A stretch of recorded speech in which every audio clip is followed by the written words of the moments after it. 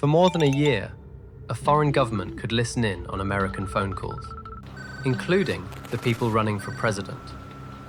They didn't break in. They walked through a door America built on purpose. The same wiretap system the FBI uses to catch criminals. By the time anyone noticed, they were inside at least 9 of America's phone companies: AT&T, Verizon, T-Mobile, what experts call the largest telecom hack in American history. Its name is Salt Typhoon, and US officials say it works for China. So let's talk about that door, because you're paying for it right now. Every major phone carrier in America is required by law to keep a way in. A built-in ability to listen to calls and read texts on their own network, standing ready at all times. It exists for one reason.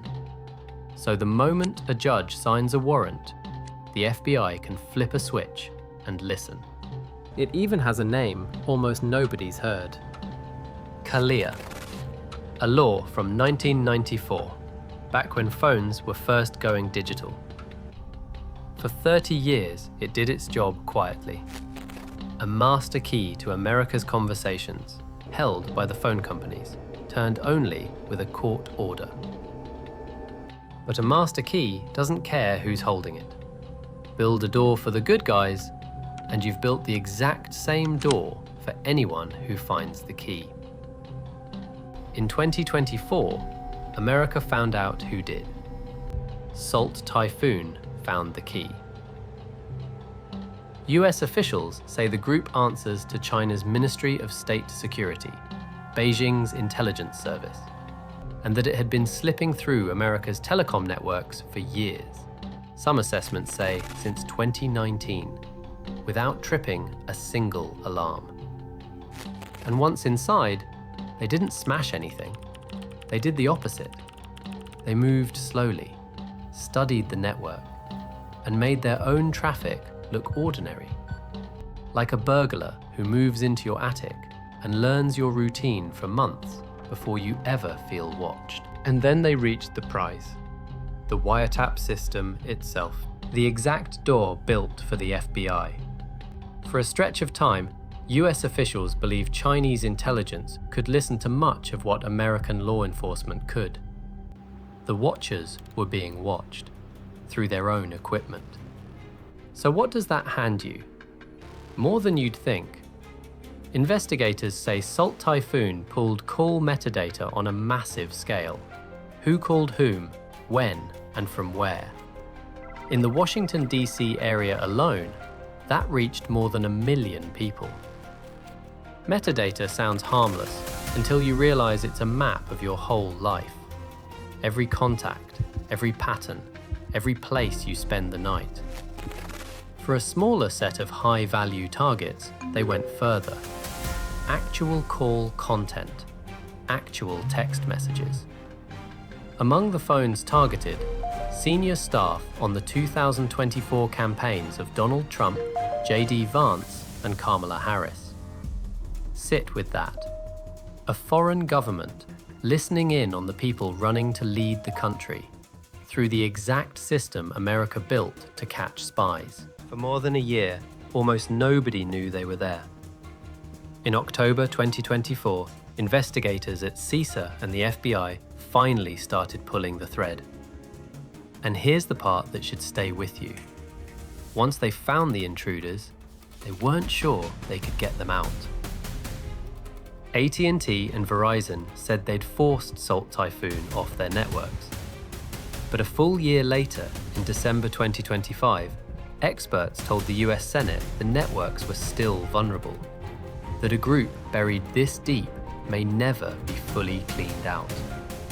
The largest telecom hack in the country's history, and even "we removed them" came with an asterisk. So who is Salt Typhoon? Not a basement crew. When the US sanctioned the people behind it and started naming names, the names weren't lone hackers. They were companies. Chinese tech firms hired to do the hacking. And that's the part investigators find most chilling. This looks less like a gang and more like an industry. A government outsourcing espionage to private contractors, the way a business outsources payroll. And America was just one target among many. The same campaign reached more than 200 organizations across 80 countries. The FBI called it one of the most significant espionage operations in US history. So let's go back to the door, the one America built on purpose. Salt Typhoon didn't beat America's best encryption. It didn't have to. It walked in through a capability the US government required by law. A permanent wiretap backdoor sitting inside every major network. The tool built to spy on criminals became the tool used to spy on Americans. Security experts had warned about exactly this for years. There is no such thing as a backdoor that only the good guys can use. Salt Typhoon is what that warning looks like when it finally comes true. There's not much any one of us can do about a nation state living in the phone network. But there's one habit that genuinely helps. Use end-to-end encrypted apps for the calls and texts that matter.